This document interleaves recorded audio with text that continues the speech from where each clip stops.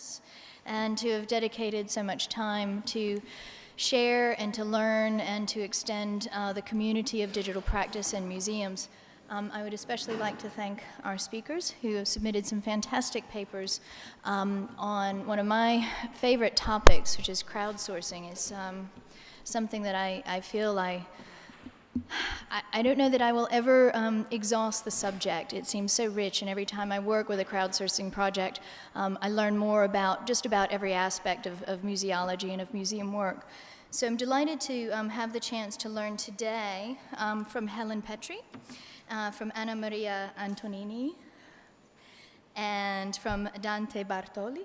No, not Dante Bartoli. Sara Chiesa, that's right, okay. We will fix that online.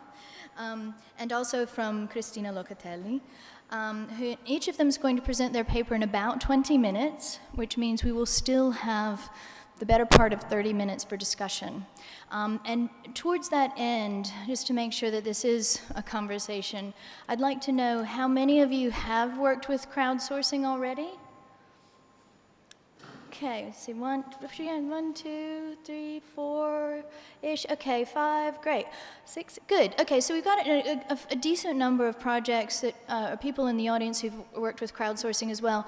And I really do invite you in the discussion and the question and answers at the end to share your experiences as well. Who knows, we might even get you to blog about it if you're up for that afterwards. The papers from this conference will be available sometime this summer. And so that will also be an interesting time to kind of revisit some of these discussions, and you'll be able to comment online about them too on the Museums in the Web Florence website, and of course anywhere else you want to put them.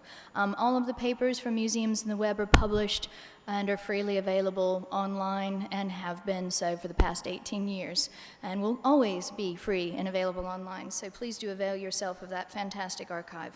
Okay, without further ado, I'd like to hand over to Helen to get started. Okay, can you all hear me? Now, this is going to be interesting because I'm going to have to turn around to see what's on my slides. So there'll be much coming backwards and forwards. So I'm speaking on behalf of quite a lot of people. 2 people at the University of York, Blohin Gallagher, and my MSc student Grace Chen, and then people at Museum Victoria in Australia. I'm actually from Victoria in Australia, although I've worked for a long time in England, and Neil King at Vision Australia, which is the organisation of visually impaired people in Australia. So, this talk, in a way, it's not directly about crowdsourcing, but it's about the kind of support that you need to provide for people doing crowdsourcing, and some of the problems we've encountered. So, the issue is that museum websites are beginning to put vast amounts of images on their websites, which is fantastic for us to use, but for visually impaired people, it's not so good because they can't necessarily either see the image at all if they're totally visually impaired, or if they're partially sighted, they may not be able to see detail in the image. So people are concerned both from a kind of moral and socially responsible point of view that this isn't very good, but also in some countries that may be illegal. They may, for example, in Britain, you may be breaking the equality law. I doubt that anyone's actually going to take you to court. Sorry? Oh, really? Okay, is that better? Okay, all right, okay, I've got to speak close to the microphone. Right. So, how can we solve this? Well, we can try and crowdsource this problem. And Museum Victoria approached me about the fact that they are in the process of setting up a crowdsourcing project to get members of the public to describe all their images. However, how do we describe images for blind and partially sighted people if we're members of the public and we don't know very much about this? People may well have heard of the Web Content Accessibility Guidelines. Anyone heard of that? The WCAG guidelines, yep.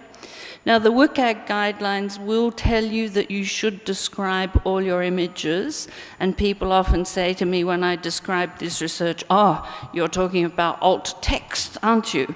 Because that's what the WCAG guidelines call it, which is great, but the guidelines don't tell you anything about how to describe the images, what kinds of information do blind and partially sighted people want.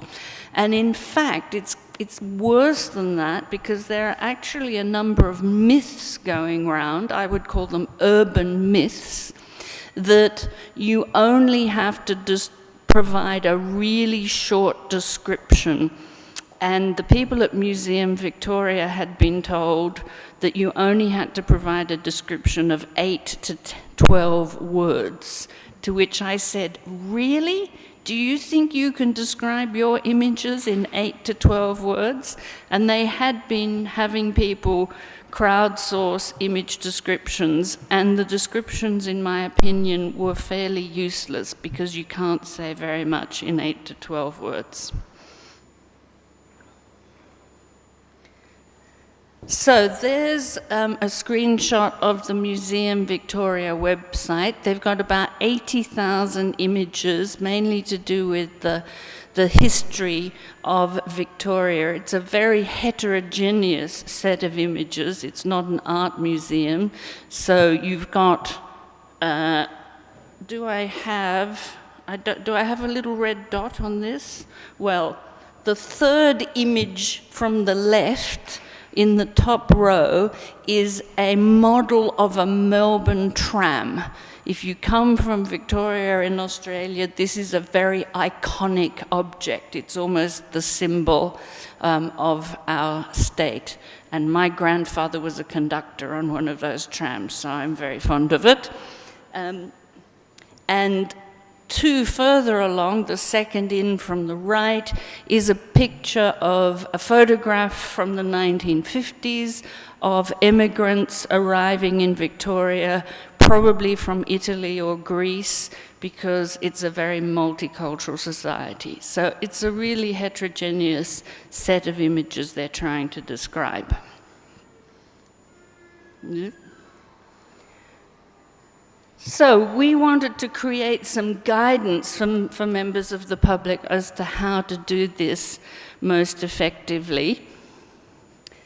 Right, I've already said that. So we decided there was the WCAG guidelines. There has also been some work on describing art for visually impaired people, but it's mainly to do with traditional art, and it's mainly for visitors in museums and art galleries rather than on a website. So we decided to go back to first principles and try and create a set of guidelines based on what people were actually interested in. So we've conducted 3 studies so far, and I'm just going to tell you very briefly about each of those studies, and I can send you reports with more details. The first study was we recruited 17 visually impaired people. Most of them were totally blind, but some were partially sighted. Some had been blind from birth, some had lost their sight later. And we took 7 of the images, trying to look at the range of different images on the Museum Victoria website, and we talked through those images with each blind person. So we did a semi-structured interview, talking to them about what they would want from image descriptions. And we had studied the images beforehand, so we tried to provide images descriptions on the fly and talk to them about what they were interested and what they weren't interested in. We then did a content analysis of all the information we'd gathered, all the transcripts from the interviews, and we got a big list of things that people were interested in. And obviously, there's differences between individual people. One of the interesting differences is in color. And again, I think there's a bit of an urban myth. If people don't know about visual impairment, they think, well, what's the point of describing color to blind people? Well, actually, it's really important, because if you can't see color, the only way you can learn about color is by people telling you about it. And most of the people we interviewed were really interested in having at least basic color information.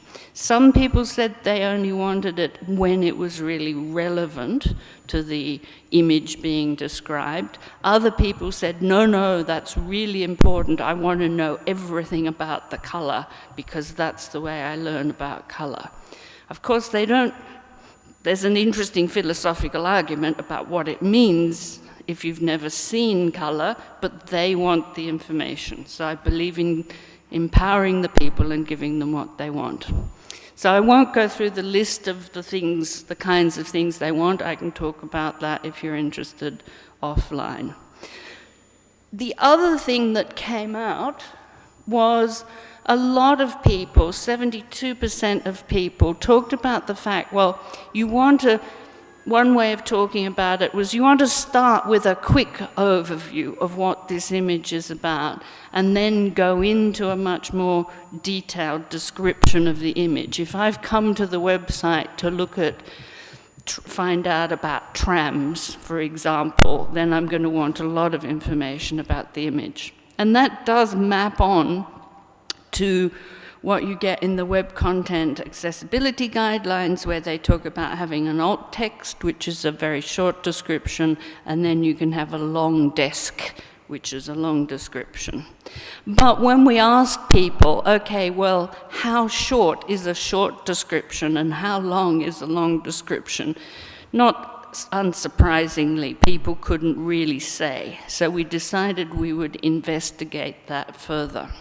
So, the second study, on the basis of all the information we'd collected from those interviews, I wrote a set of guidelines and created some examples of what seemed to be the kinds of descriptions that people were interested in for the images. That's guidelines version 1.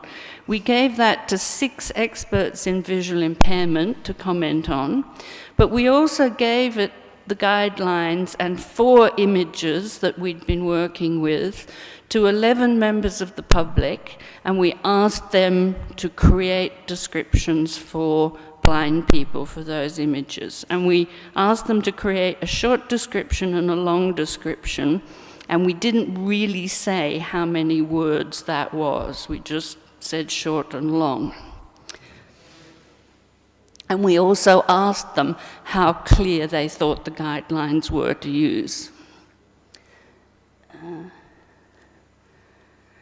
So the guidelines were rated as reasonably easy to use, although we got some comments about how to improve them, particularly people wanted more examples.